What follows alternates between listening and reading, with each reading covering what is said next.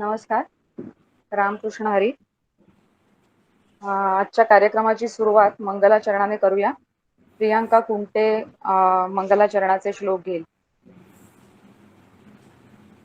ब्रह्मानंदं परमसुखदं केवलं ज्ञानमूर्तिं द्वन्द्वातीतं गगनसदृशं तत्त्वमस्यादिलक्ष्यम् एकं नित्यं विमलमचलं सर्वधी साक्षिभूतं भावातीतं त्रिगुणरहितं सद्गुरुं तं नमामि.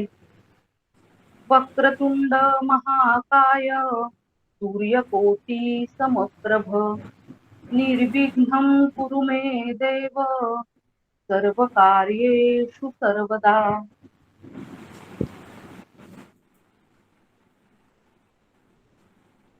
सद्गुरू परमपूज्य डॉक्टर काकांना शिरसाष्टांग नमस्कार.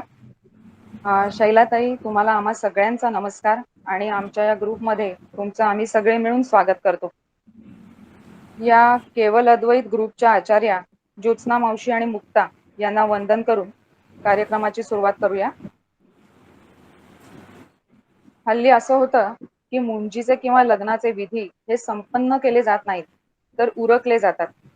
कारण त्यामागचा अर्थ फारसा कोणी लक्षात घेत नाही. हा अर्थ किंवा विचार लक्षात घेतला तर हे दोन्ही सोहळे किती पवित्र, सुंदर आणि अर्थपूर्ण आहेत याची आपल्याला कल्पना येते. आणि म्हणूनच आज शैलाताई आपल्याला जे व्याख्यान देणार आहेत त्याचा विषय आहे लग्न आणि मुंज यातील विधींच्या मागे असणारे आपल्या संस्कृतीतले विचार.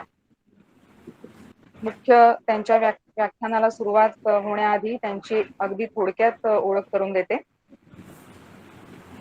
डॉक्टर शैलाताई काळकर या पुण्यामध्ये राहतात आणि डॉक्टर काकांच्या ज्येष्ठ अनुग्रहित आहेत.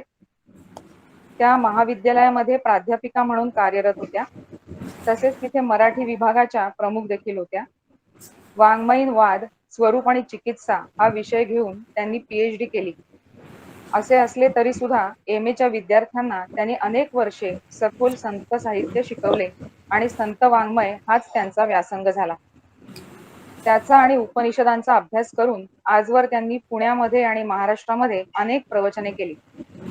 त्यांनी नैनिताल येथे अरविंद आश्रमात सलग 10 वर्षे 8-8 दिवसांचे चक्क मराठीमध्ये वर्ग घेतले आणि त्याला उदंड प्रतिसाद मिळाला. त्यांचे परमार्थ प्रचाराचे कार्य आज 75व्या वर्षी देखील अव्याहतपणे सुरू आहे. एवढेच नव्हे तर अनेक कलांमध्ये त्या निपुण आहेत. हिंदू संस्कृतींचा त्यांचा गाढा अभ्यास आहे. तर अशा या शैलाताईंकडून आपण या विषयावरती त्यांचे विचार किंवा आपल्या हिंदू संस्कृतीचे विचार ऐकूया. आणि विषय पुन्हा एकदा सांगते की लग्न आणि मुंज यातील विधींच्या मागे असणारे आपल्या संस्कृतीतले विचार. शैलाताईंना विनंती आहे की त्यांनी व्याख्यानाला सुरुवात करावी. नमस्कार. प्रार्थना झालीच आहे, गुरूंचं स्मरणही झालंय, म्हणून मी त्यात पुन्हा तेच पुनरावर्तन न करता माझ्या विषयाला सुरुवात करते. मुळामध्ये आज मी जे बोलणार आहे ते उपनयन संस्कार किंवा मौंजी बंधन आणि विवाह संस्कार हे दोन्हीही संस्कार आहेत. पण आज ते दोन्हीही समारंभ झालेले आहेत. संस्कार पण त्याचं कुठेतरी हरवून गेलंय आणि ते संस्कार पण तुमच्यापर्यंत पोचवावं या हेतूने मी तुमच्या समोर आली. मुळामध्ये आपल्या लक्षात असेल की आपली जी चराचर सृष्टी आहे, चर आणि अचर, जड चेतन सगळी, त्याच्यामध्ये प्राणी मात्र, इतर सगळे जे प्राणी आहेत त्या प्राणी मात्रांपेक्षा माणूस मात्र वेगळा आहे. आता आपण तुम्ही सगळे अभ्यासलेले आहात त्यामुळे त्याच्या खोलात मी जायचं नाही. म्हणजे काय वेगळा, आपल्याला काय आहे तर आपल्याला क्रियमाण स्वातंत्र्य, माझ्या मनामध्ये जे येईल ते करण्याचं स्वातंत्र्य माझ्यापाशी आहे, हे क्रियमाण स्वातंत्र्य. आणि तो चांगले विचार, चांगले संस्कार आणि धर्म्य मार्गाने जर जगला किंवा वागला तर नराचा नारायण होऊ शकतो, अशी माणसाच्या कर्तबगारीची महती आहे, थोरवी आहे. त्यातली कथाही तुम्हाला माहित असेल. ज्यानं मला निर्माण केलं त्याला जाणण्याचं सामर्थ्य माझ्यात आहे, म्हणून मला हा देह आवडला. कथा छोट्या छोट्यांमध्ये जात नाही म्हणे. आणि आज लक्षात असं येतं की माणूस जो आहे तो प्राण्यांच्या तुलना करताना प्राण्यांसारखा, जनावरांसारखा वागताना दिसतोय आजच्या काळामध्ये. ते कुठेतरी संस्काराचं वर्म चुकलंय. म्हणून हे झालंय, म्हणून संस्कारांचं महत्व आपण जाणून घ्यायचं. मूळ ज्या संकल्पना किंवा मूळ ज्या इन्स्टिंक्ट किंवा प्रेरणा म्हणतो आपण, त्या आहार, निद्रा, भयमैथुनंच या 4 मूलभूत प्रेरणा आहेत आणि त्यावरच सबंध जीवसृष्टीचं अस्तित्व अवलंबून आहे. आणि प्राथमिक स्तरावर हे बरोबर आहे, हे काही चूक नाहीये. पण इतर प्राणीसृष्टी आणि मानव यात खूप मोठा फरक असा आहे की माणूस स्वतःच्या बुद्धीनं, कर्तृत्वानं, संस्कृतीनं आणि संस्कारानं सगळ्या प्राणीमात्रांवर मात करू शकतो आणि विश्वास म्हणजे विश्वासही निर्माण करू शकतो. हे त्याचं वेगळेपण आहे माणसाचं, आणि ते माणसामध्ये आहेच आहे. आणि या वरच्या ज्या 4 प्रेरणा मानायच्या किंवा आहेत प्रेरणा, तर त्याच्यामध्ये पूर्वीपासून त्याच्यामुळे मारामाऱ्या, घातपात, जवान मुलगा किंवा मुलगी एकटे दुकटे कुठे दिसले की जाऊ लागले तर त्याला धोका होता, तेव्हा सुद्धा होता. आज तर वयाचाही फार विचार न करता, आजचा काळ असा आलाय की वयाचाही फारसा विचार न करता एकट्या दुकट्या कुठल्याही वयाच्या स्त्रीला किंवा लहान बालकांना सुद्धा कुठेही जाता येणं हे अवघड झालंय. आणि काय प्रसंग गुजरेल हे दिसतंय आज आजच्या काळामध्ये. आणि ही कलियुगाची किमया आहे असंच म्हणावं लागेल. फक्त पूर्वीच्या काळी काय होतं, फक्त वयात आलेल्या मुलीला जपायला लागायचं, याच्या पलीकडे नव्हता धोका. आज मात्र असं झालंय की स्त्रीलाच आणि बालकांनाच जपावं लागतंय. हा काय परिणाम आहे? आणि कुठल्याही स्त्रीची काळजी घ्यायला लागते, काळजी करावी लागते. आता हजारो वर्षांपासून अर्थ आणि केम ही काम हे ते ज्या 2 इन्स्टिंक्ट किंवा प्रेरणा आहेत या अशाच प्रभावी आणि प्रबळ आहेत. त्याच्यामुळे प्रचंड युद्ध सुद्धा झाली आणि हे जाणून मुळात मध्ये खूप मोठी युद्ध झाली आणि हळूहळू माणसाच्या लक्षात असं आलं की माणूस संघटित झाला आणि संघटित एकत्र आला. आणि एकत्र कशासाठी? आधारासाठी आला, खाण्यासाठी, सगळ्यासाठीच आला. आणि आल्यानंतर त्याच्या लक्षात असं आलं की दुसऱ्याचाही विचार करायलाच हवा. आपल्याला जसं ह्या इन्स्टिंक्ट आहेत तशा दुसऱ्याला सुद्धा आहेत. म्हणून स्थिरता, जीवनामध्ये स्थिरता आणण्याचा प्रयत्न तो सनातन काळापासून करायला लागला. आणि ह्यापैकी आहार आणि काम या दोन्हीही भूकाच आहेत. याच्या वाचून माणूस जगू शकत नाही हे जाणून विचारवंत आपल्याकडे जे होते, श्रेष्ठ विचारवंत, त्यांनी समाजाची रचना किंवा समाज स्वास्थ्याचा विचार करताना जास्तीत जास्त जीवनावरील दोन्ही भुकेच्या प्रवृत्तींचा भोग घेता यावा, पण त्यांना सामाजिक बंधन घालून, आणि हे बंधन घालताना मानव जातीला जगता यावं, जगण्याची प्रेरणा मिळावी, यासाठी अनेक देशामध्ये अनेक विद्वानांनी, अनेक विचारवंतांनी याच्यासाठी प्रयत्न आपल्याला पूर्वीपासून केलेले दिसते. प्रास्ताविकासाठी मी भूमिका तुमच्या समोर मांडते.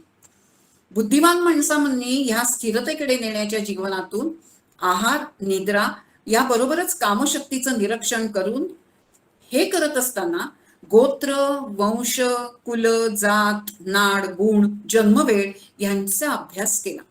आणि या अभ्यासातून काय झालं तर सुप्रजाजन म्हणजे चांगली निर्मिती, प्रजा व्हायला हवी ती चांगली, अनुवंशिक उच्चता कायम ठेवणं आणि इत्यादी शास्त्र आणि विद्या यांचा गाढा अभ्यास केला. आणि धर्मवेत्ते आणि विचारवंता यांनी निर्माण काय केलं तर 4 आश्रम निर्माण केले आणि 4 पुरुषार्थ निर्माण केले किंवा प्रस्थापित केले.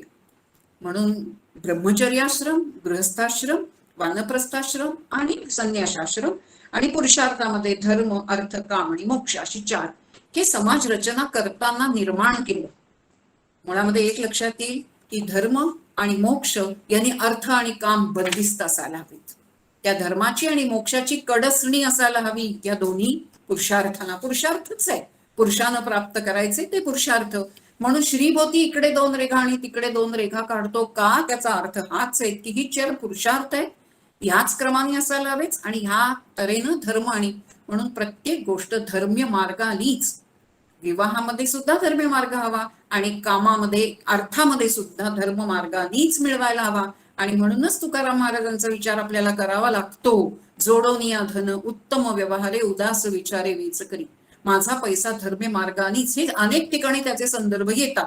श्री सुक्तामध्ये सुता येता ताम आवह जात वेदो लक्ष्मी मनपगामी, माझ्या घरामध्ये येणारी लक्ष्मी, लक्ष्मी नको म्हणतो आपण, पण म्हणताना कळतच असं नाही. जसं विवाह संस्कारामध्ये करतो पण कळतच असं नाही, कारण कळून घेण्याची कुणाला गरजच भासली नाही. आता प्रथम जो आहे यांची उभारणी केली. आता प्रथम ब्रह्मचर्य आश्रम याचा व्रतबंधापासून सुरुवात होती. ब्रह्मचर्या श्रमाची सुरुवात व्रतबंधापासून होते किंवा त्याला उपनयन संस्कार असंही आपण म्हणूया. आणि ह्यातला जो संस्कार आहे तो शब्द अतिशय महत्वाचा आहे. उपनयन, नयन म्हणजे एक नवीन दृष्टी निर्माण होणं. आणि पण आज काय झालंय, सगळे समारंभ झाले ना, तसं मुंजीचा सुद्धा उपनयनाचा आज तर फार प्रचंड प्रमाणामध्ये, ज्याला इव्हेंट म्हणूया आपण, असा इव्हेंट झालाय.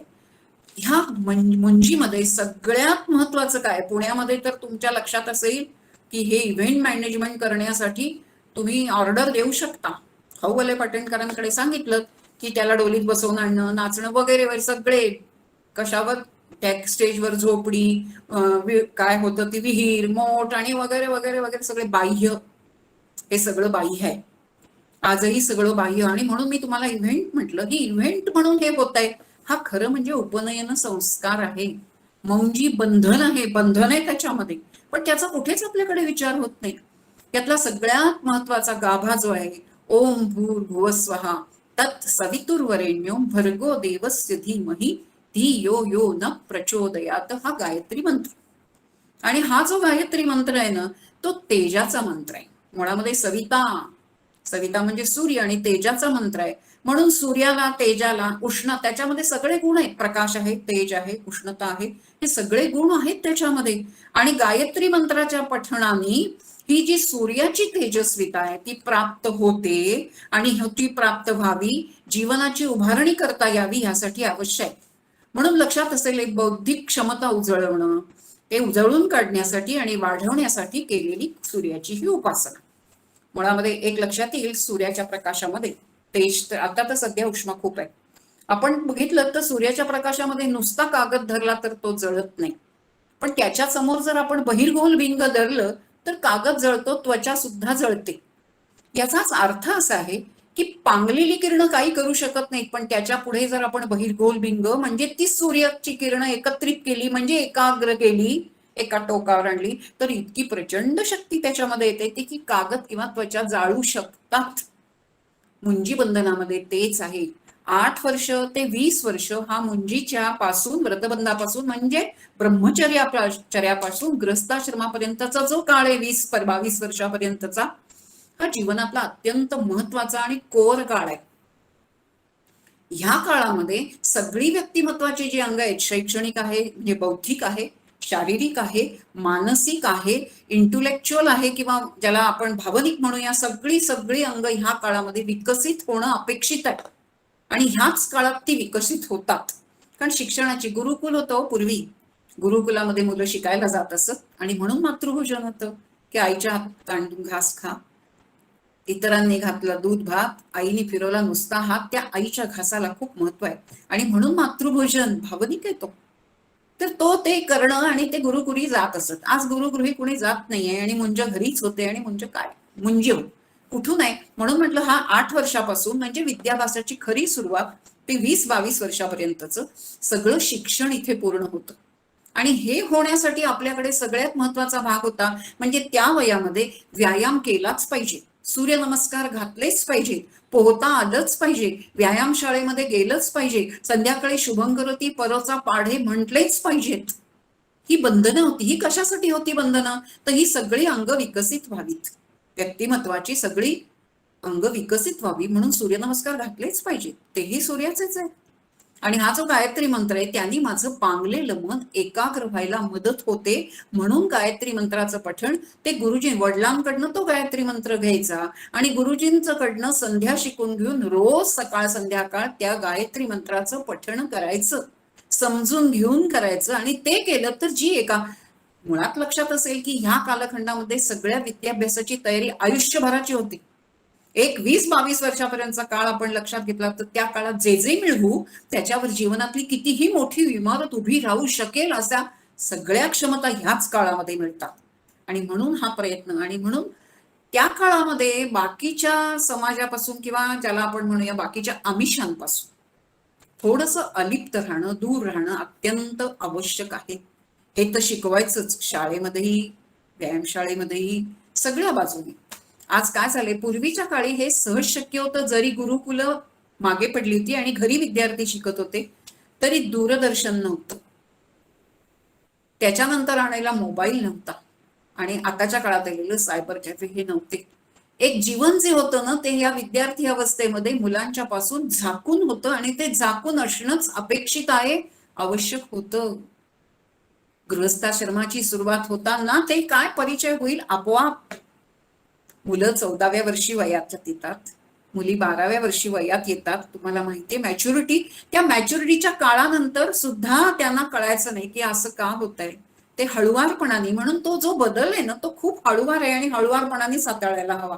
कोणाचाही, मुलाचा काय किंवा मुलीचा काय, हळुवारपणाने हाताळ की हो हातात होतात असे बदल, लक्षात घे. पण आज काय झालंय विचित्र, म्हणून म्हटलं ही जे शक्ती मिळवण्यासाठी खर्च करायची ती शक्ती कुठे जातीये. आज फार विकृत तऱ्हेनं समाजापुढे, मुलांपुढे हे जीवन येत आहे आणि त्याची कीड जी आहे ना ती लहान वयापासून आज लागलेली मला दिसतेय. आणि त्याचंच वाईट वाटतं की ही विद्यार्थी अवस्थेमध्ये हा जडणघडणीचा काळ आहे, व्यक्तिमत्व घडवण्याचा काळ आहे, स्वतःला घडवण्याचा काळ आहे. तिथे जर नको ह्या दिशेने जर हे प्रवाह गेले आणि मुलांची बुद्धिवृत्ती गेली, काय होईल, काय होईल ते होत आहे. आणि ह्याच्यासाठी एकाग्रता असणं, म्हणून गायत्री मंत्राचा. आता मी हे तुम्हाला म्हणते, मी बोले तैसा किंवा आपण जे करतो ते करायचं. पराग समीरची मुंज झाली तेव्हा आज जे वैद्यभवन आहे त्याचे जे मोरेश्वर शास्त्री आहेत त्यांचे वडील, म्हणजे मोरेश्वर हे शास्त्री मुलांना एवढेच आहेत ते, त्यांच्याकडे मी रोज मुलांना गायत्री मंत्र आणि संध्या शिकण्यासाठी घैसास गुरुजींच्या घरी पाठवत होते की नाही, गायत्री मंत्र आणि संध्या हे आलंच पाहिजे. त्यातच तुमची जडणघडण आहे, तिथूनच तुमचं व्यक्तिमत्व घडणार आहे सगळ्या बाजूनी. म्हणून म्हटलं संध्याकाळी पारोचा आणि पाढे. आज जर मुलांना पाढे म्हणायची गरज भासत नाही, कॅल्क्युलेटर आहे. पण होतं काय, पाढे म्हटल्याने आपल्या ब्रेनचे जे सेल्स आहेत ना ते ऍक्टिव्हेट होतात. म्हणून पाढे म्हणायचे नुकसान काहीच नाही आहे ना, नुकसान काहीच नाहीये जे मी म्हंटल तर.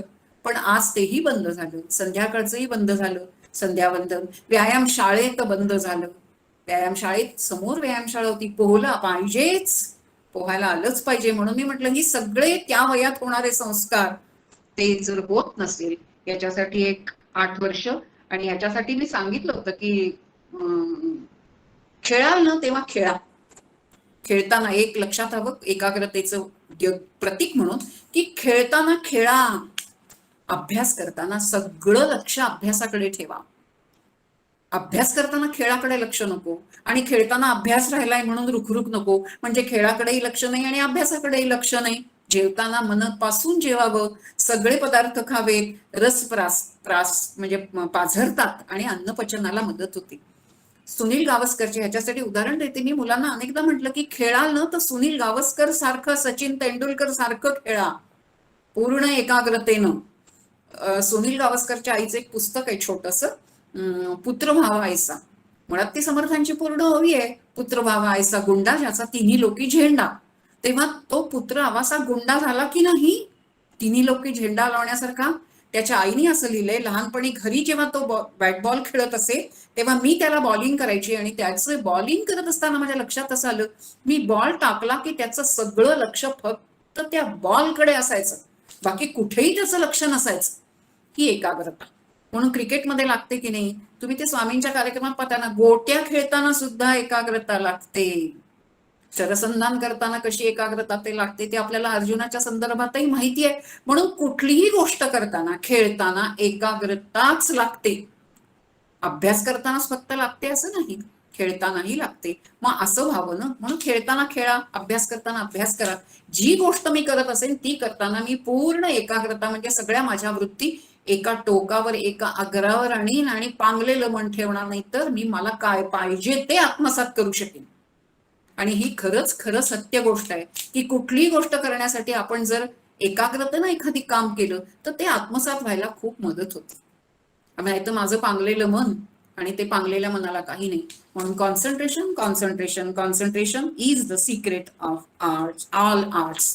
कुठली गोष्ट जर आत्मसात करायची असेल तर त्या शक्तीमध्ये, एकाग्र झालेल्या शक्तीमध्ये एवढी ताकद आहे.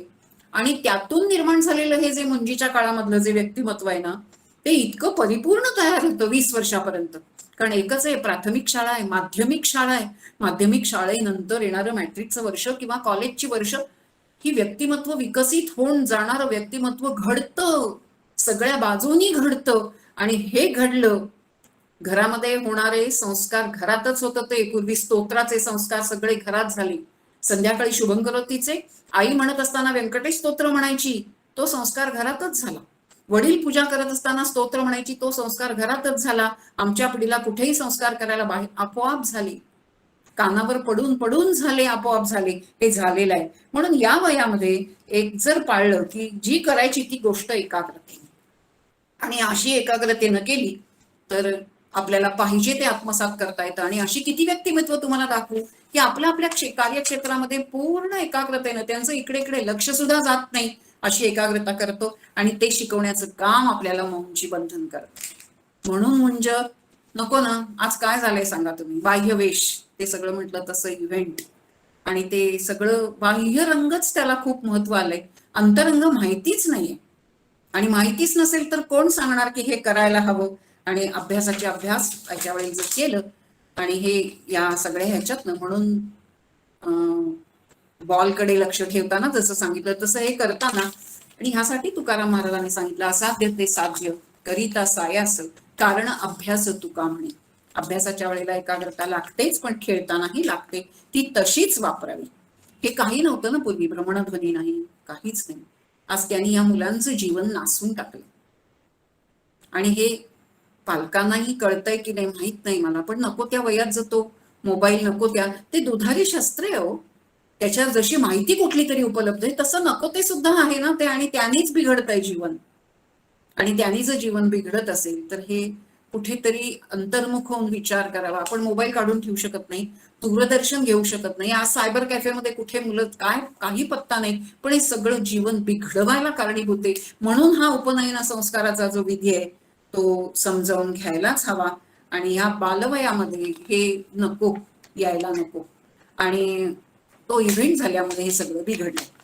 आता इथे लक्षात असेल की आपण ह्याच्यापेक्षा जाणार आहोत कुठे, तर गृहस्थाश्रम. मुळामध्ये याच्या पाठोपाठ जो येतोय म्हणजे 8 ते 20 या वयामध्ये काटेकोर पालन करायला हवं. एक तर असेल तर सर्वांगीण व्यक्तिमत्व विकसित घडवणारा हा ब्रह्मचर्याश्रम आहे. 8 ते 20 हा ब्रह्मचर्याश्रम जो आहे तो सगळ्या बाजूनी विकसित करणारा आणि घडवणारा काळ आहे. आणि अशा ह्याच्यातनं घडवलं तर सुंदर मूर्ती घडतात. अनेक ठिकाणी तुमच्या लक्षात असेल की जी घडली आहेत माणसं ती त्याच वयात घडली आहे, आणि त्याच्यानंतर मग काही घडायचं कराय, घडण्याचा काळ संपला. तिथून पुढे काळ आहे तो घडवण्याचा आपल्या हातून, म्हणजे तो गृहस्थाश्रम. आणि तिथे सुरू होतो. म्हणून हे सगळं ब्रह्मचर्य आश्रमाचं जे महत्व आहे ते सगळं गायत्री मंत्रावर आणि उपनयन संस्कारावर अवलंबून आहे. त्याच्या पुढचा येतो तो गृहस्थाश्रम, आणि पाठोपाठ म्हणजे आहे ते वानप्रस्थ आणि वगैरे वगैरे. हे बहुतेक धर्मामध्ये आणि संस्कृतीमध्ये कमी जास्त फरकाने आपल्याकडे सगळीकडे दिसतात. त्यातलेही अर्थ आणि काम हे पूर्वाचार्यांनी जगण्यासाठी अतिशक्तिशाली मानले, आणि ते आहेतच, शक्तिशाली आहेत. आणि या दोन्ही पुरुषार्थांना धर्ममोक्षाची कडसणी, मगाशी म्हटलं मी तसं, कडसणी म्हणजे बंधन असणं आवश्यक आहे. आणि इथे लक्षात असेल की अर्थ आणि काम हे दोन्हीही आज असं दिसतंय की धर्मालाही ढकलून दिलंय आणि मोक्षालाही कोपरखळी मारली, आणि दोन्ही मोकाट झालेत. आणि हे जर मोकाट झाले असतील, त्याला जर बंधनच नसेल, धर्माचंही नाही, मोक्ष तर समजा नंतरच आहे असं समजून, मोक्ष नंतर नाहीये खरं. आपण आता शिकलोय मुक्ती जीवन असतानाच, पण ती सोडून दिली आपण, तरी सुद्धा माझ्यावर बंधन असलंच पाहिजे. आणि हे जे बंधन आहे, म्हणून बंधन आहेत ही, आणि ही बंधनं सांगण्यासाठी म्हणून कामशक्तीपासून शूर निर्माण व्हायला हवे. मगाशी तुम्हाला सांगितलं मी, एक सुख प्रजा निर्माण व्हायला हवी म्हणून गुण. इथे पुढे शब्द येतोय तो की आपल्याकडे मनाच्या ह्याच्यात दासबोधामध्ये सुद्धा आला आहे, कुलहीन कांता करू नये, कुळ गोत्र हे सगळं समजावून घ्यावं. आणि हे करताना म्हणून शूर ही जी कामशक्ती आहे त्याच्यापासून शूर, पराक्रमी, ज्ञानी, सुसंस्कृत मानव तयार करण्याचे अनेक मार्ग सांगितले. आणि ह्याच्यामुळे पूर्वी युद्धामध्ये स्त्रिया पळवणं, स्वयंवर, सामदाम दंड भेदानी हे सगळं होतं, पण त्याला बंधन घातलं गेलं. सरळ मार्गाने सुंदर स्त्री हस्तगत होत नसेल तर युद्ध मार्गानं. रामायण महाभारतामध्ये काय झालंय, आणि हे जे झालंय, हा जो ज्याला अनर्थकारक हा जो होतोय इतिहास परखडपणाने आपल्याला मांडलेला दिसतोय, या बलवान प्रवृत्तीचं नियोजन करायला हवं. बलवानच आहे ती प्रवृत्ती, नियोजन आहे, कारण इन्स्टिंक्ट आहे तिला म्हणजेच विचारवंतांना जर इकडे पूर्वीच्या विचारवंतांनी आपल्याकडे लक्ष दिलं की हे दोन्ही बलवान आहेत, प्रचंड काही करतो, म्हणून ही जी मानवजात आहे ती मानवजात प्रगती करू शकेल जर तिला बंधन घातलं, तिला काबूत ठेवलं, या दोन्हीलाही काबूत ठेवलं तर हे होऊ शकेल. म्हणून कामशक्तीवर नियंत्रण आणि विजय मिळवणं जवळजवळ अशक्य आहे हे कळत असून सुद्धा मग त्याच्यावर काहीतरी नियंत्रण करण्यासाठी काही बंधनं घालता येतील का? काही आक्रमक प्रवृत्ती त्याला काही रोखता येईल का? हेच करण्यासाठी संस्कार महत्वाचे. आपल्याकडे जे आले संस्कार, खरं म्हणजे मुळामध्ये जवळजवळ 60 संस्कार आहेत. 60तले 16 आहेत आजही नोंद असणारे, पण 16 मधले 3च टिकून आहेत. मुंजीबंधन किंवा उपनयन संस्कार, विवाह संस्कार आणि अंत्येष्टी हे 3च उरले. त्या 3मधलंही संस्कार पण उरलेला नाही. त्या 3मध्येही आपल्या लक्षात असं येतं की या तपशिलामध्ये कुठेही आपण फार जाणार नाही आहोत, पण लक्षात असेल की केला तर जास्तीत जास्त सामाजिक, संस्था आणि सांस्कृतिक आणि आध्यात्मिक समतोल सांभाळून, हे समतोल सांभाळून ही प्रवृत्ती, कामप्रवृत्ती सत्कर्मासाठी, काय म्हणूया सद्धर्मासाठी आणि सदाचारासाठी वापरणं, सदुपयोग केलेला दिसतो. म्हणून आपल्याकडे 16 संस्कार जे दिसतात त्यात गर्भाधान संस्कार. आणखीन एक लक्षात येतं, लग्न झाल्यानंतर दाम्पत्य जीवन जे आहेत ना त्यांना खूप महत्व आहे. त्या दाम्पत्य जीवनाला पवित्रता तर आहेच आहे, कारण लग्न लागल्या दिवशी वधूचे आईवडील त्या दोघांना नमस्कार करतात वाकून, लक्ष्मीनारायणाचा जोडा म्हणून. कारण त्यांच्यावर जे संस्कार झाले गुरुजींनी केले त्या संस्कारामुळे त्यांना लक्ष्मीनारायण असं म्हणून ते नमस्कार करण्याचा रिवाज आहे. आणि पती पत्नी म्हणून अनेक ठिकाणी दाम्पत्य जीवनाला पूजा करायला बसवतात. कुठल्याही मोठ्या पूजा असू दे, कुठेही असू दे, एकटं कुणी करत नाही.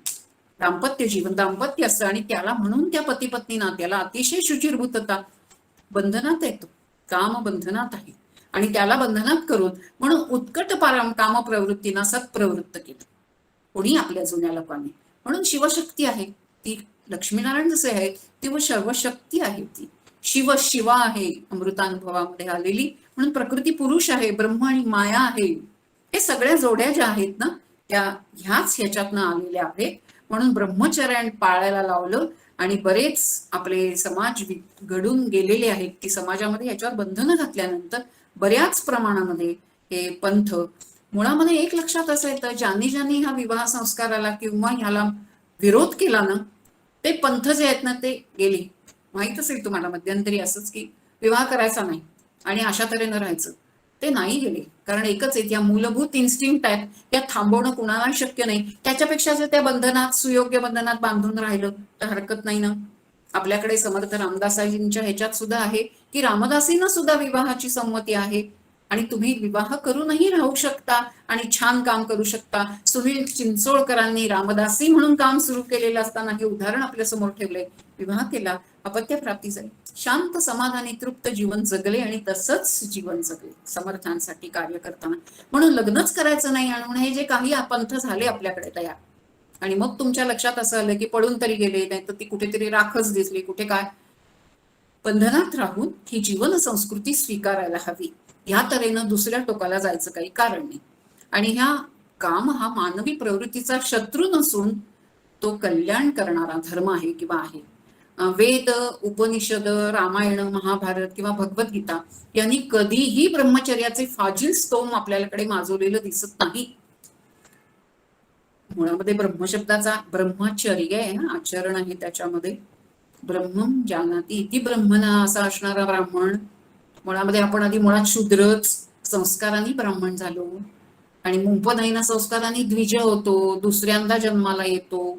हे सगळे बारीक बारीक शब्दांमधले बारकावे जर आपण लक्षात घेतले तर मग भगवद्गीतेमध्ये उल्लेख आहे. म्हणून मी म्हटलं कोणीही सांगितलं नाही ब्रह्मचर्य पालन करा म्हणून आणि हे करा. युक्त आहार विहारस्य युक्त चेष्टस्य कामसु असं भगवद्गीतेत सांगितलं. युक्त आहार विहारस्य, आपल्याकडे ही सगळी बंधनं सांगितलेली आहेत. असे आहार विहार आणि कर्म यांच्या समतोलाचं मार्गदर्शन आपल्याला ब्रह्म याच्या ग्रस्ताश्रमाच्या पूर्वीच किंवा ग्रस्ताश्रमाच्या याच्यात केलं जातं. आजवरचा इतिहास जर आपण बघितला ना तर तो जे ऋषी आहेत ते ऋषी आहेत, साधू आहेत, संत आहेत, आपले सगळ्यांनी लग्न केली आहेत की नाही? अनेकांनी केली आहेत आणि केली आहेत सुंदर तऱ्हेनं. म्हणून गृहस्थाश्रम होते बहुतेक संत, 1-2 सोडले तर गृहस्थाश्रमी एकनाथ महाराजांचं उदाहरण पाहिलं तर गिरिजासारखी पत्नी मिळाली म्हणून माझा संसार यशस्वी झाला असं म्हणणारे एकनाथ महाराज हे जर बघितलं आपण. म्हणून तुकाराम महाराजांनी सुद्धा पत्नी मिळाली, ठीक आहे, बरे झाले देवा बाईल कर्कशा, बरे झाले देवा निघाले दिवाळे, बरे झाले देवा झालो कुणबी ना तरी दंभे असतो मेलो. हे सांगत असताना त्यांच्या लक्षात असं येतं की सगळ्यांनी ग्रस्त आहे. म्हणून सगळे ऋषी जे आहेत ना ते सुद्धा सगळे ऋषींचा ग्रस्थाश्रम, धन्य ऋषींचा ग्रस्थाश्रम नावाचं पुस्तक पंचमती दुनाख्याने लिहिलं, अतिशय सुंदर. एक उदाहरण सांगते त्याचं तुम्हाला. आपल्याकडे लग्न संस्कारामध्ये येईल तर आत्ता नाही सांगत, तिथे पुढे सांगते मी. म्हणून धन्य ग्रस्थाश्रम, म्हणून गृहस्थाश्रमी माणूस आहे ना त्याला धन्य गृहस्थाश्रम असं म्हटलं जातं, कारण की गृहस्थाश्रमामध्ये असणाऱ्या व्यक्तीला तिन्ही आश्रमातल्या लोकांना मदत करावी लागते, आश्रय द्यावा लागतो, अतिथी देवो भव म्हणून. म्हणून हा गृहस्थाश्रम आहे, हा धन्य गृहस्थाश्रम असाच आहे. एक लक्षात घ्या, हिरा म्हणजे दगडच, पण त्याला पैलू, हिरा म्हणजे दगड किंवा कोळसाच, पण त्याला जर पैलू पाडले तर जसे तेज त्याच्यामध्ये निर्माण होतं ना, तसंच माणसाच्या मनावर, बुद्धीवर संस्कार केले की त्याच्या बुद्धीला तेज येतं. आणि हे जीवनामध्ये यश किंवा संस्कृती मिळवण्यासाठी अत्यंत आवश्यक आहे. याखेरीज आपल्याला वैदिक धर्मात 16 संस्कार, त्याचा जस्ट उल्लेख करते मी माझ्यापाशी. मानवी आणि त्याचे अपरंपार महत्व आहे त्या संस्कारांचं. मानवी जीवनामध्ये निर्दोष मानवी जीवन जे आहे ते निर्दोष, परिपूर्ण, सुंदर आणि आकर्षक व्हावं या संस्काराचं अनन्यसाधारण महत्व आहे आपल्याकडे. आपल्या परंपरेमध्ये शरीर आणि मनावर संस्कार करण्यासाठी उत्तम योजना केलेली आहे. सम कृ, सम अधिक कृ असे धातू ह्याच्यामध्ये आहेत. याचा अर्थ शुद्ध करणं किंवा सुंदर बनवणं, उणीवा दूर करणं, असं आपल्याला आकर्षक रूप देणं असं आहे. सर्वसाधारणपणे 16 संस्कार आहेत, त्याची यादी इथे आहे, पण ती बघायची मला आवश्यकता वाटत नाही, कारण ती बघण्यात जर आपण वेळ घालवला तर मला जे खरंच सांगायचंय ते राहून जाईल. आणि इथे लक्षात येईल की विवाह संस्कारामध्ये संस्कारांचा विचार आपण प्रामुख्याने करणार आहोत.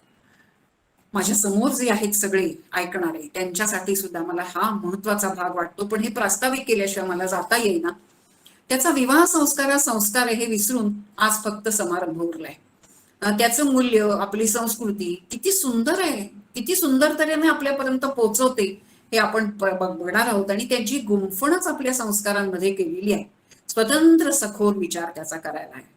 आता एक लक्षात येईल, पूर्वी लग्न ठरलं की हळद मुहूर्त करत असत, त्याला मुहूर्त करणं असं म्हणत, हळद फोडत असत. आणि हळकुंड ही शुचिरभूत पवित्रता मानली जाते. सुपारी हे पुरुषार्थाचं प्रतीक आहे म्हणून मानलं जातं. म्हणून ती हळद फोडायची आणि ती पूर्वी उखळ होतं, आता खलबत्त्यात घालून त्याला हळकुंड सुपारी बांधून 5 सुवासिनी, किती सुंदर संस्कार आहे बघा. 5 सुवासिनींना बोलवायचं. कशा? जिला आई वडीलही आहेत आणि सासू सासरेही आहेत अशा मुलीला बोलवायचं. जिला उदीकडची नाती आहेत अशा 5 जणींना बोलवायचं. त्यांच्याकडनं ती हळकुंड फोडून घ्यायची आणि ती हळकुंड फोडून घ्यायची. मग त्यांच्याकडनं गवले करून घ्यायचे आणि त्यांच्याकडनं वडे घालून घ्यायचे. हे मुहूर्ताचे भाग होते 3. आणि हे करत असताना पुन्हा म्हणायचं, कार्य आरंभील गणराज तुम्ही याव, संगे सारजीला घ्याव रथामध्ये. हे देवतांना आवाहन होतं. काव्य आरंभील कामाची ओढात आणि सखे ग अंबाबाई आपुल्या ग सोना धाडी. ही देवीला प्रार्थना आहे की तू आम्हाला. हे म्हणण्याचा हेतू एवढाच. त्यांच्याकडनं ते खरं म्हणजे ते काय ते हळद फोडत होते का, पूर्ण बारीक करत होते का? नाही, ती हळद मुहूर्ताने फोडून घ्यायची, ती नंतर बारीक करायची आणि ती हळद उष्टी हळद म्हणून मुलीला लावायची. आणि ती मुलीला लावलेली हळद नंतर त्या लग्नाच्याच दिवशी मुलाला लावायला द्यायची. त्याला उष्टी हळद असं म्हणतात. काय खूप आहे मुळामध्ये. हळद ही जी आहे ती अँटीबायोटिक म्हणून किंवा अँटी ह्याच्यात, आणि म्हणून आपल्याकडे तिचा वापर सगळ्याच ठिकाणी होतो, रक्त आल्यावर काही आल्यावर. म्हणून हळदीचं महत्व आहे. आणि हळद शुचिरभूत आहे. हळद लेकुरवाळी हळद लागते, तिला कोंब फुटलेली वगैरे वगैरे. आणि ही फोडलेली हळद एका लग्नात गंमत सांगते मी तुम्हाला की एका लग्नात मुलीकडच्यानी ती उष्टी हळद पाठवायची. त्यांनी काय म्हणायचं त्याला, अँटीबायोटिक्स ते क्रीमची ट्यूब पाठवली आणि ही पिवळी हळदीची ट्यूब पाठवली. म्हटल्यानंतर हसायला वेळ आली की काय करावं. ही असं नाहीये. उष्टी हळदीचा मुख्य महत्वाचा जो भाग आहे तो ती पाठवणं एवढाच भाग होता.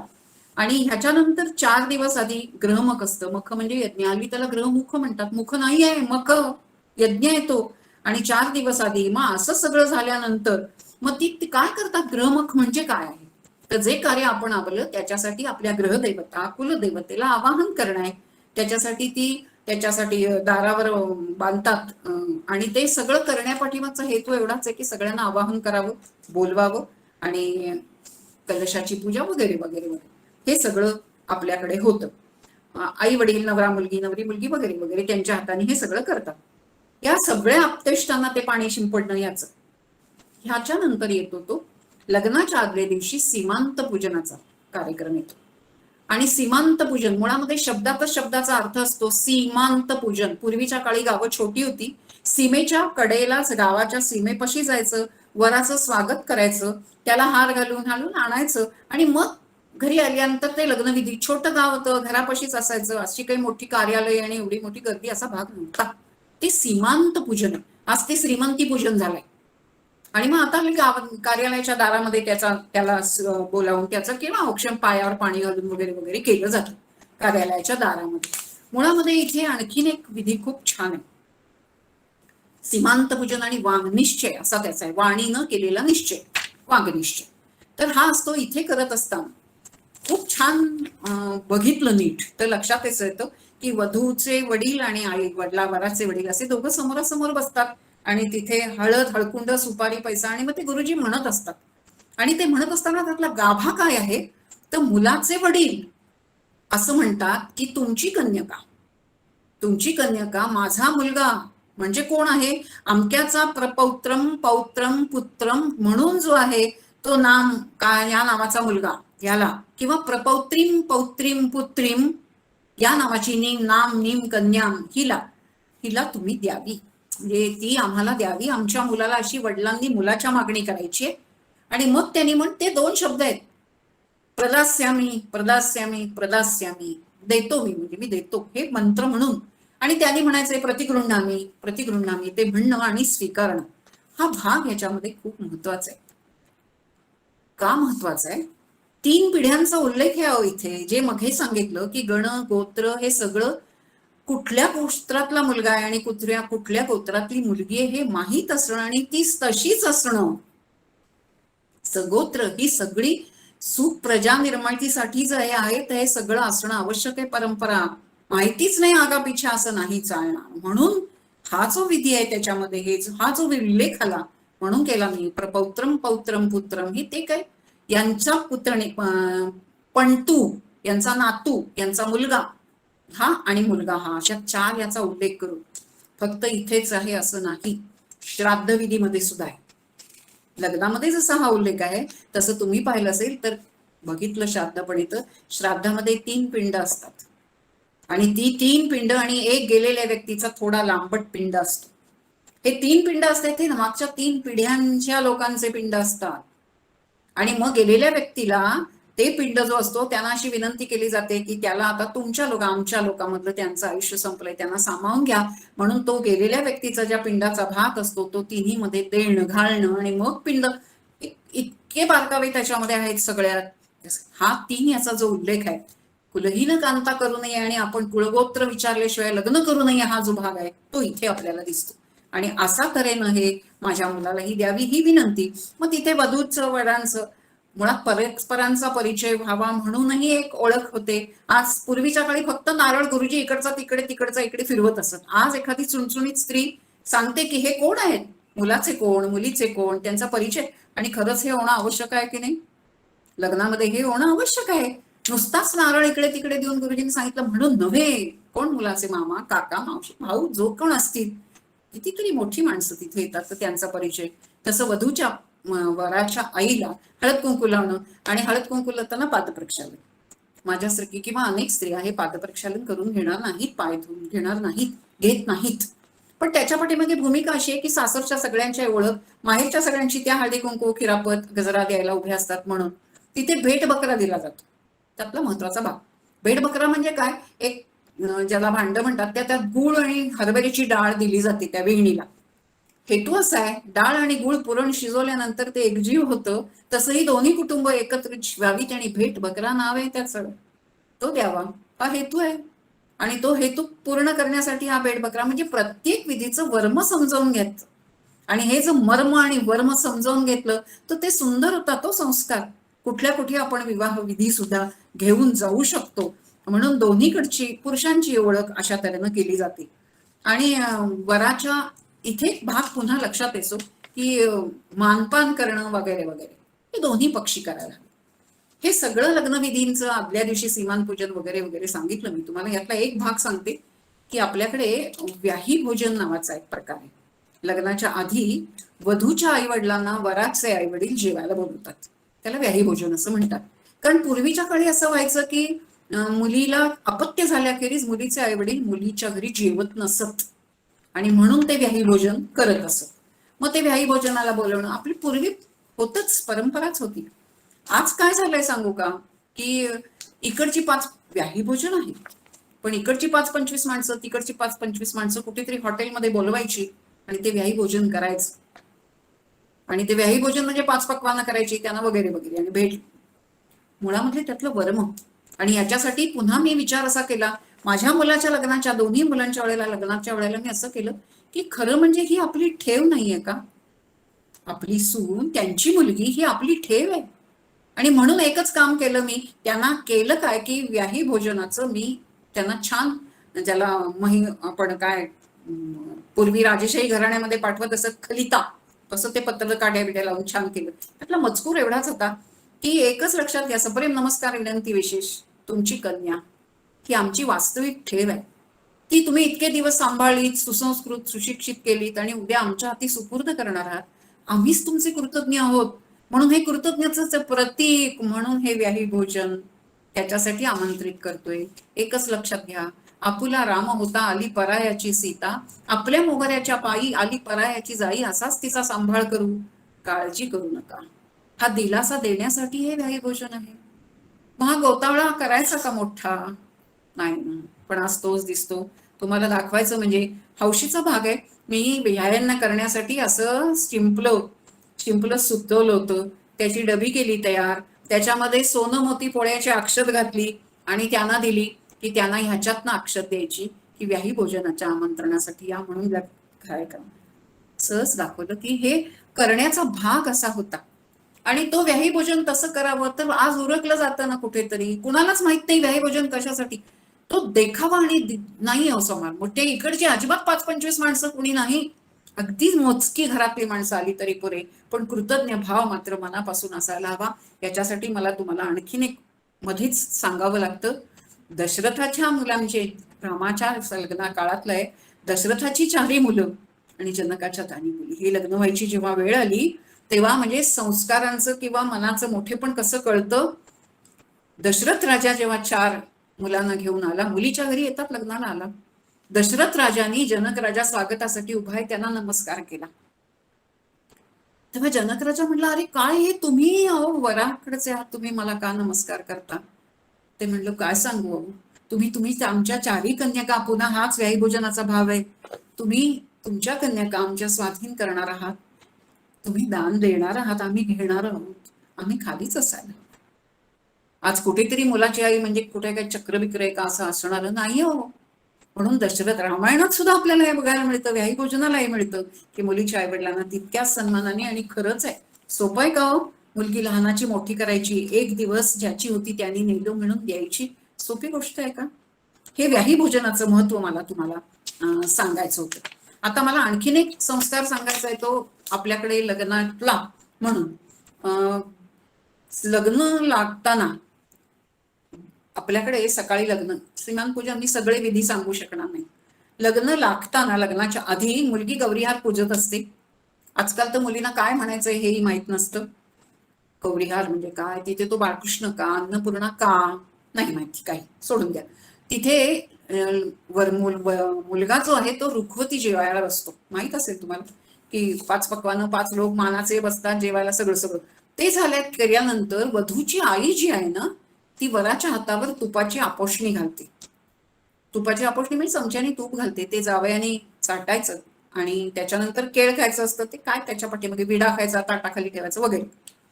मुळामध्ये ही जी आपोषणी आहे ना, याचा अर्थ इतका सुंदर आहे. गुरुजींचं ऐकलं, समजावून घेतलं तर वधूची आई असं म्हणते, माझी कन्यका मी आतापर्यंत अतिशय स्नेहशील मनाने सांभाळली, आज तुमच्या हाती सुपूर्द करते, तितक्याच स्नेहशील मनाने तिचा सांभाळ करा हो. जावायला विनंती आहे. आजकाल ते सासू म्हणते, किती हृदय खरं म्हणजे असताना सासूलाही माहित नाही का पोषणी सासू म्हणते मला चांदीचा चमचा आणि चांदीची झारी आली.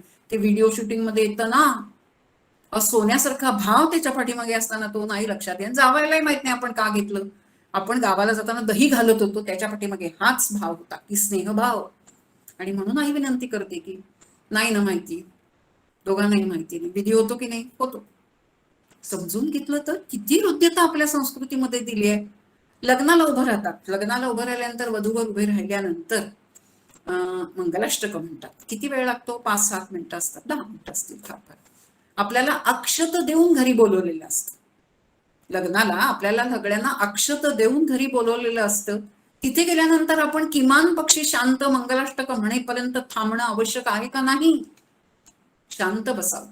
कारण ते गुरुजी जे म्हणतात ती सगळी मंगलाष्टक मी तुम्हाला सांगू शकणार नाही, पण त्याच्यात शेवटची मंगलाष्टक ते जे म्हणतात, तदेव लग्नम सुदिनंत देव तारा बलम चंद्र बलंत देव विद्या बलं दैव बलंत देव, ही सगळी बळं ह्या वधूवरांना प्राप्त व्हावी म्हणून गुरुजी प्रार्थना म्हणत असतात. मग मी जर लग्नाला जाते आणि मी जर हात जोडून उभी राहिले की माझी सुद्धा सगळ्या शुभेच्छांचं बल यांच्या पाठीमागे इतके बोलवलेले लोक जर शांत उभे राहिले, सगळ्यांचे आशीर्वाद मिळतील, मिळावेत, हीच अपेक्षा आहे ना याच्या पाठीमागे. पण आपण त्याच्यात एकही वाक्य आहे, गलबला निवारण, शांत बसा, पण होत नाही. आणि आज आपल्याकडे लग्नामध्ये खूप गोंधळ गलबला असतो. शांतपणे बसावं. मला त्याच्यासाठी बोलवलंय, मला अक्षत घरी देऊन बोलवलंय हो.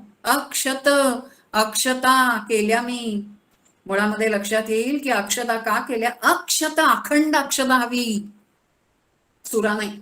अक्षत, तांदूळच का, तिला भूक नाही पडत म्हणून अनेक त्या श्राद्धात मला जात नाही. तर मला तिथे मी शांत बसायला हवं की नाही.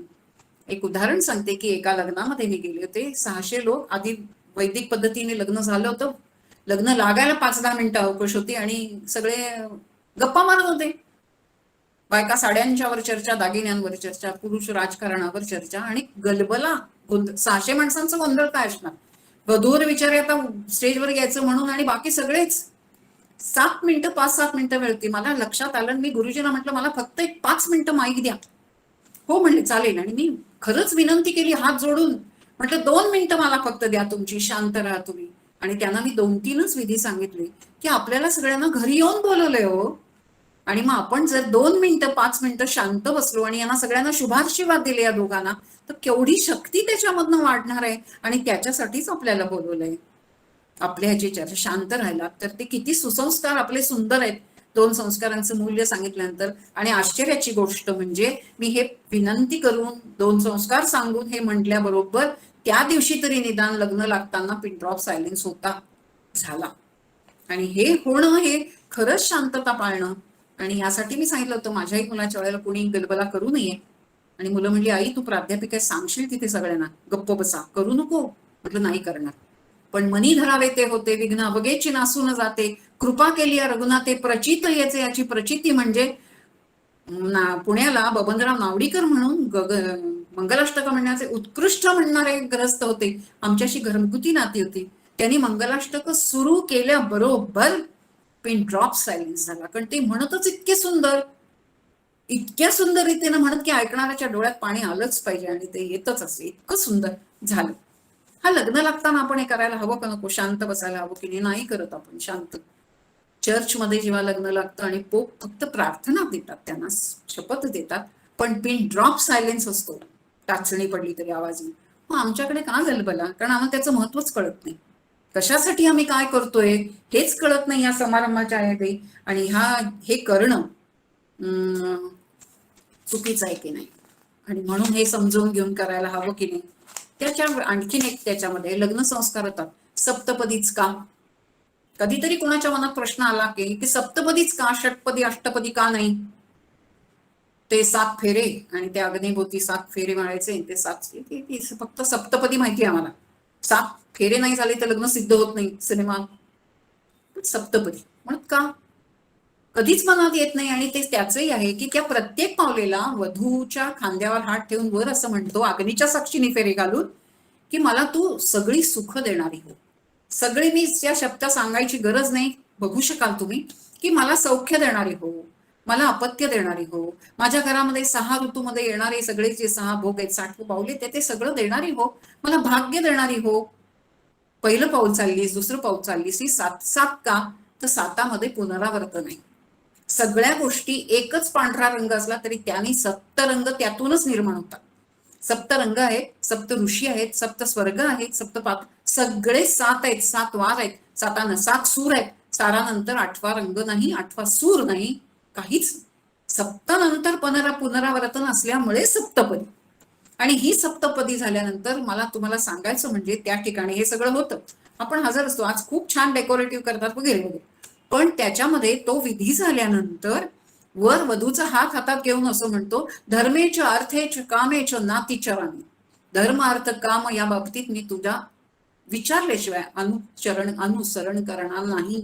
शपथ आहे ती तिचा हातात हात घेऊन. दुसरं त्याच्यानंतर गुरुजी असं सांगतात, सहाणेवर पाय ठेवायचा आहे.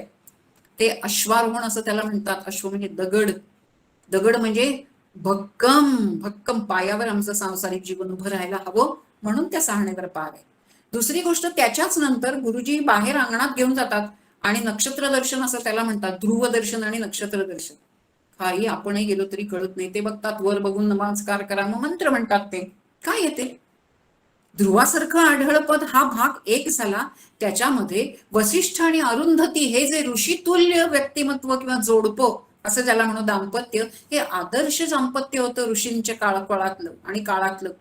त्यांचं एकमेकाला साथ देणं, एकमेकाला सांभाळणं, एकमेकाला पूरक होणं, ह्याच्यासाठी हे आदर्श दाम्पत्य. म्हणून त्यांची पूजा, त्यांचं स्मरण आणि त्यांना वंदन, की तुमच्याच सारखं आमचंही जीवन, दाम्पत्य जीवन तितकंच परस्परांना पूरक, एकमेकाला आधार देणारं आणि सुंदर रीतीनं व्हायला हवं. म्हणून ते नक्षत्र दर्शन. कुणाला माहितीये? काय नाही माहित तर काय फरक पडला? आता तुम्ही मला प्रश्न असा विचारला, तुम्ही इतकं सांगताय, नाही आम्हाला कळलं, झालं की आमचं लग्न, काय फरक? पण समजलं तर, समजल्यानंतरचा जो भाग आहे, म्हणून ह्याच्यामध्ये हा एक लग्नाचा भाग आहे. मला आणखीन एक तुम्हाला सांगायचंय, म्हणजे महत्वाचा सगळ्यात विधी, झाल. संध्याकाळच्या वेळेला म्हणजे झाल सुन्मुख हा विधी जो आहे, मी खूप आहेत सगळे महत्वाचे सांगते. झाल नावाचा एक विधी संध्याकाळी असतो आणि युजली हा विधी, सगळे विधी होता संध्याकाळ व्हायची. मुलीची पाठवणी करतानाच ती झाल व्हायची. झाल सुन्मुख म्हणतात त्याला. झालीची अशी चपटी टोपली असते, बुरडाची चपटी टोपली असते. आज पुण्यामध्ये कार्यालयांमध्ये चांदीची करून घेतली किंवा देवलची, आणि दिवेही तसलेच नाही, बांबूचीच असायला हवी. का? बांबूमध्ये वंशसातत्य आहे म्हणून, आणि लग्न हे वंशसातत्यासाठीच करायचं म्हणून बांबूची टोपली हवी. आणि बांबूच्या टोपलीमध्ये दिवे असतात. किती? काय माहित नाही. 16 दिवे असतात. कणकेचे 16 दिवे केलेले असतात आणि हे 16 दिवे छान पेटवून ती झालीचा विधी आहे. सासरच्या सगळ्या माणसांना बसवलं जातं आणि हे बसवल्यानंतर ते दिवे प्रज्वलित केले जातात आणि त्या सासरच्या लोकांच्या डोक्यावर ती झाड, वधूची आई खण ठेवते, वडील ती झाड ठेवतात, प्रार्थना म्हणतात गुरुजी, आणि बसलेले लोक ती अक्षता टाकतात त्या झालीमध्ये. काय काय आहे काय माहिती, कळलंच पाहिजे असंही नाही. त्या झालीमध्ये मी एकदा विचारलं की काय हे झाल का देतात? ते म्हणले, अहो इतके दिवस हे ओझं आमच्या डोक्यावर होतं, आता ते त्यांच्या डोक्यावर ठेवलं. म्हटलं, मुलगी हे ओझं आहे? मुलगी हे ओझं नाहीये, आणि ती ठेवायची असं नाहीये. संस्कार ती समजावूनच घ्यायचं नाही. इतका हृदय संस्कार आहे हा, की हे जे 16 दिवे आहेत ना, ह्याच्यात 16 दिवे असतात. हे चंद्राच्या षोडश कलांचं प्रतीक आहे. कधी अष्टमी, कधी चतुर्थी, कधी पौर्णिमा, कधी अमावस्या. ते सगळे दिवे पेटवल्यानंतर आधी तिन्ही सांजाची वेळ ही मुळात गजबज हृदयाची वाढवणारी आहे. त्यात मुलगीची पाठवणी करताना आईवडिलांच्या डोळ्यामध्ये पेटलेले ते दिव्यांची प्रतिबिंब, आणि त्यात आईवडील विनंती असं करतात हात जोडून, कोणाला? सासरच्या माणसांना विनंती असं करतात, पुत्रवत पालयिता मया कन्या, माझी कन्या आम्ही मुलासारखी सांभाळली, सुसंस्कार केली, आज तुमच्या हाती सुपूर्द करतोय, तिचा तितक्याच प्रेमानं सांभाळ करा, ही विनंती आहे. अहो, कुणाच्याही डोळ्यात पाणी उभं राहील असं नाही, होईल, पण कुणालाही हे माहिती नाही. आणि मुळामध्ये वधूवरांना असं सुचवलं जातं की बाळांनो, तुमच्या आयुष्यामध्ये कधी अमावास्येसारखा काळोख येईल, जीवन सुखदुःखमय आहे, पण दुसरी काळजी करू नका, दुसऱ्या दिवशी प्रतिपदेची कोर उगवणार आहे, चतुर्थी येईल, अष्टमी येईल, पौर्णिमेसारखंच येईल, सुख दुःख हे असं स्वरूप आहे. पण काळजी करू नका, तुमच्या जीवनामध्ये येणाऱ्या या सित्यंतरांना तुमच्या सासरची सगळी माणसं साथ देतील, या विश्वासानं त्यांच्या डोक्यावर झाळ ठेवली जाते. हे किती हृदय संस्कार आहे हा. कोणाचंही मन सद्गतीत होईल असंच हा संस्कार असताना आज कार्यालयाच्या कोपऱ्यामध्ये दुपारी 12 वाजता हा संस्कार उरकला जातो आणि पुन्हा म्हटलं जातं, गुरुजी आवरानं किती वेळ लागणार आहे तुम्हाला, त्या मुलीला मेकअपला न्यायचंय. हे आतलं मेकअप जास्ती महत्वाचं आहे. आतला संस्कार काय काय म्हणून म्हटलं हृद्यता आहे. आपल्या संस्कृतीने अनंत असते, कमलावराने देता किती घेशील दोकराने दिलंय, पण आम्ही मात्र ते स्वीकारायला आहोत का तयार आणि घेतोय का, हा विचार जर मनामध्ये आला. मला म्हणायचं एवढंच की आपले सगळे संस्कार, म्हणून म्हटलं किती सांगू, अनेक सांगता येतात, पण काही महत्वाचे संस्कार. एक महत्वाचा आणखीन संस्कार तुम्हाला सांगते. लग्न झाल्यानंतर आपल्याकडे गर्भाधान नावाचा एक विधी आहे. काय सगळ्यातच हृद्यता आहे खूप. गर्भाधान नावाचा आजकाल तर नाहीच होतच नाही. आणि तो नाही झाला तर अठांगुळ करावं म्हणतात, 8व्या महिन्यात गर्भवती स्त्री आल्यानंतर. नाही, ते कशासाठी? मुळामध्ये गर्भाधान संस्कार हा जो आहे स्त्रीच्या गर्भाशयाची पूजा आहे. वंशसातत्यासाठीच आहे, लग्न वंशसातत्यासाठीच आहे आणि त्यामुळे तिच्या गर्भाशयाची पूजा आहे. म्हणून नाकामध्ये दुर्वांचा रस सोडून तर एक लक्षात घ्या, आपण घर बांधलं तर भूमिपूजन करतो की नाही? शेतामध्ये शेती ज्यांच्याकडे त्यांना कळेल, शेताची पूजा करतो का नाही? काळी आहे तिची पूजा करतो, ती सृजन देणारी आहे. ही सुद्धा सृजन शक्तीच आहे. एक मजेशीर सांगते तुम्हाला, मुलगी वयात येताना सुद्धा, मी माझ्या नातींचं केलं, मुली वयात येताना सुद्धा त्यांची स्वतः सृजन शक्ती आहे. मोका मुलगा झाल्याची खूण आहे, ती निर्मिती क्षमता आली तिच्यात, म्हणून तिचं कौतुक करायचं असतं. मी केलं, नातींना केलं, पायगड्यांवरनं आणलं, 5 पक्वानं केली, त्यांना आधी कळलं नाही धाकट्यांना की हे काय, त्याला काही सांगायची गरज नाही, पण हे नवीन स्थित्यंतर आहे. तर तसं ती स्त्री, आपण शेताची पूजा करतो, घर बांधायचं असेल तर याची भूमिपूजन करतो, तसंच स्त्रीच्या गर्भाशयाची म्हणजे भूमीच्याच पूजनाचीच ती आहे पूजा. भूमिपूजनच आहे ते, की ज्या गर्भामध्ये बीज पेरलं जाणार वंशाचं, त्याचं पूजन आणि ते सुप्रजाजन निर्माण व्हावं म्हणून गर्भाधान संस्कार आहे. तो आहे की नाही? तसंच आपल्या घरा इतकं सुंदर जागा पती पत्नी नाते प्रस्थापित होण्यासाठी दुसरी असूच शकत नाही.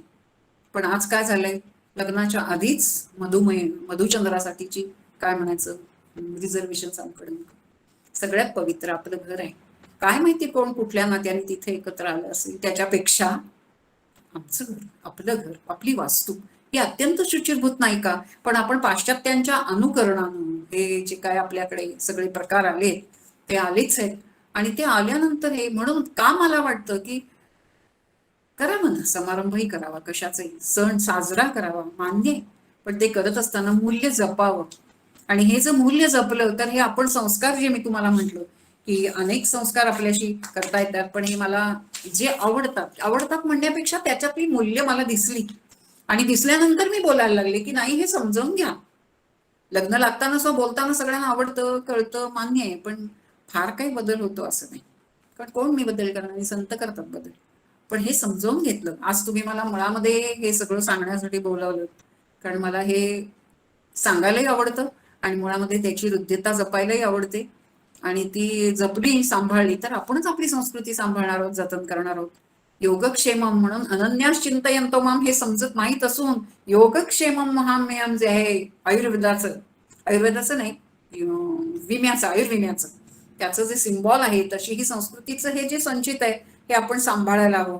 आणि हे सांभाळण्यासाठीच मी हा प्रयत्न करते की हे यावं, तुकड्यापर्यंत जावं, नाही तर वाळू हातातनं निसटून जावे आणि पाणी हातातनं उंजळीतनं गळून जावं. तशी आपली संस्कृती आपल्याच हातातनं गळून जाईल. आज पाश्चात्यांना याचं महत्व पटलंय आणि पाश्चात्य लोक इथे येऊन ते संस्कारांचं महत्व जाणून घेतात, संस्कृतचं महत्व जाणून घेतात. आणि आम्ही आमच्यामध्ये असताना मात्र फक्त समारंभापुरतं नसावं, त्या संस्काराच्या पोटात गेलो तर खूप संस्कार सुंदर आहेत. ही संस्कृती आम्हाला अनंत असते, कमलावराने देता किती घेशील दोकराने, असं द्यायलाच बसली आहे, देतेय. फक्त आपण जागरूक आहोत आणि असे जागरूक असू आपण तर ते आपण घेऊ शकू. म्हणून मी हे विषय मुळामध्ये मला मांडायला दिला किंवा संधी दिली, त्याच्याबद्दल मीच तुम्हाला धन्यवाद देते. धन्यवाद.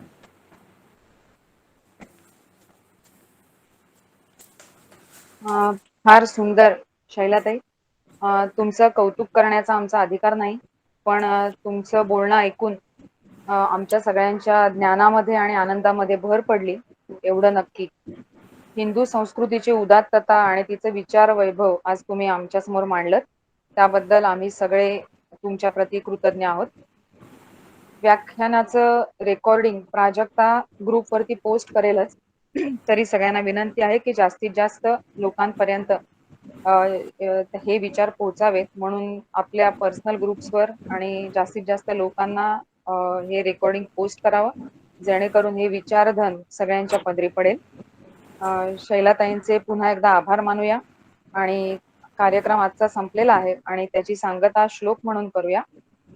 प्रियांका कुंटे ही हा सांगतेचा श्लोक घेईल. भावी पूर्ण कृपा गुरो मजवरी प्रार्थित भावे तुला वारी सर्व अरिष्ट नेऊनिलया संमोह जो वाढला अज्ञानांधजनासी मुक्त करुणी शांती पदी बैसवी विनती हीच असे न मागत तुझे भक्ती तुझी ही हवी. सद्गुरुनाथ महाराज की जय. जय श्रीराम. जय श्रीराम. जय श्री